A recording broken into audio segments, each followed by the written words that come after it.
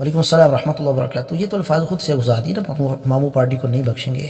اس طرح کی باتیں کرنا، کیا کل کو یہ کہے گا کوئی کہ حضرت عباس رضی اللہ تعالیٰ نے کہا کہ میں حضرت علی کو نہیں بخشوں گا؟ وہ تو انہوں نے حضرت عباس رضی اللہ تعالیٰ نے حضرت علی کو کذاب، خائن، غادر، عاصم کہا ہے. کیا خیال ہے کہ حضرت عباس یہ کہنا چاہ رہے تھے میں حضرت علی کو نہیں بخشوں گا؟ کیسے جملے ہیں؟ یہاں فٹ کر دیں گے اس جملے کو، وہی یہاں چینج کر لینا. کیا خیال ہے؟ اللہ ہدایت دین، عقل سلیم عطا کرے. صحابہ کرام کے آپس کے مشاجرات اور آپس میں تلخ کلامی، ایک دوسرے کے لیے بد دعا کر دینا، سخت جملے کہہ دینے، اس میں ہمارے لیے کیا دلیل ہے؟ ہم پہلے کئی بار بیان کر چکے. کوئی شخص قرآن پڑھ لے اور کہے کہ موسیٰ علیہ السلام نے ہارون علیہ السلام کی داڑھی پکڑی اور سر کے بالوں کو پکڑا، اس سے دلیل لیتے ہوئے نعوذ باللہ من ذالک موسیٰ علیہ السلام کی توہین کرے، کیا خیال ہے؟ اس کو جوتے مارنے چاہیے؟ نہیں مارنے چاہیے. اسی طریقے سے اس شخص کو بھی جوتے مارنے چاہیے جو صحابہ کرام کے آپس کے اختلافات کو دلیل بناتا ہے. کل کو وہ حضرت عباس پر تان کرنا شروع کر دے. حضرت عباس نے حضرت علی رضی اللہ عنہ کو ظالم کہا ہے، کذاب، جھوٹا کہا ہے، خائن، غادر، عاصم کہا ہے. یہ صحیح بخاری اور مسلم دونوں میں ہے. ظالم کے الفاظ صحیح بخاری میں، کذاب، خائن، غادر، عاصم یہ صحیح مسلم میں. کیا خیال ہے؟ اور بھی بہت سی مثالیں موجود ہیں نا. تو کیا ہے کوئی اس طرح کے الفاظ کو لے کر رسول اللہ جو ہے وہ علی رضی اللہ تعالیٰ عنہ کی ایک تعویل کرنے پر نبی علیہ السلام نے فرمایا رات کو کیوں نہیں اٹھتے؟ تو انہوں نے فرمایا ہماری روحیں اللہ کے قبضے میں جب اٹھائے گا اٹھ جائیں گے. نبی علیہ السلام نے آیت پڑھی، ران پر ہاتھ مارا، وہاں سے نکلے اور رسول اللہ آیت پڑھ رہے تھے، وکان الانسان اکثر شیء جدل. انسان کتنا جھگڑالو ہے. تو کیا خیال ہے علی رضی اللہ کے بارے میں اس روایت کو فٹ کر کے کہہ رہے ہیں رسول اللہ نے جھگڑالو والی آیت پڑھی تو میں علی رضی اللہ کو جھگڑالو کیوں نہ کہوں؟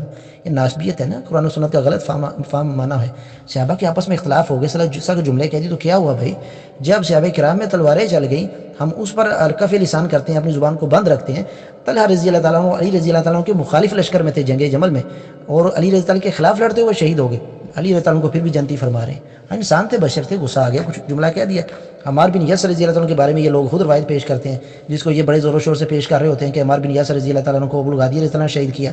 عمار بن یاسر رضی اللہ تعالیٰ عنہ کو شہید کرنے کی اس میں پھر وجہ بھی بیان کر دو کہ عمار بن یاسر رضی اللہ عنہ عثمان بن عفان کو بوڑھا، احمق، بے وقوف، بوڑھا کہہ رہے تھے، ناسل کہہ رہے تھے اور شتم کر رہے تھے. کیا خیال ہے؟ عمار بن یاسر کے بارے میں بات کیوں نہیں کرتے؟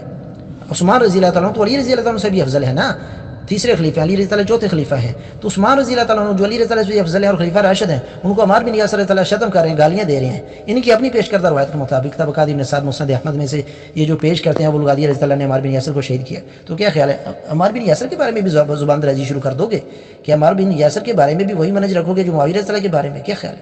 اللہ ان لوگوں کو عقل سلیم عطا کرے نا، اللہ ان کو ہدایت دے. بھائی علی رضی اللہ انسان تھے، بشر تھے نا، یعنی ان سے اگر ایسا ہو گیا اور انہیں غصے کی حالت میں ایسا کر دیا تو یہ کون سی بڑی بات ہے؟ وہاں تو تلواریں چل گئی. ہم تو صحابہ کرام میں کیونکہ دونوں گروہ جنتی تھے، آپس میں تلواریں چلنے پر بھی ہمیں حیرانگی نہیں ہوتی. انسان تھے نا، بشر تھے. ہاں ہمیں حیرانگی اس بات پر ہے کہ وہ جنتی تھے اور ان میں یہ جو معاملہ ہوا اس پر ہمارے لیے کیا دلیل ہے؟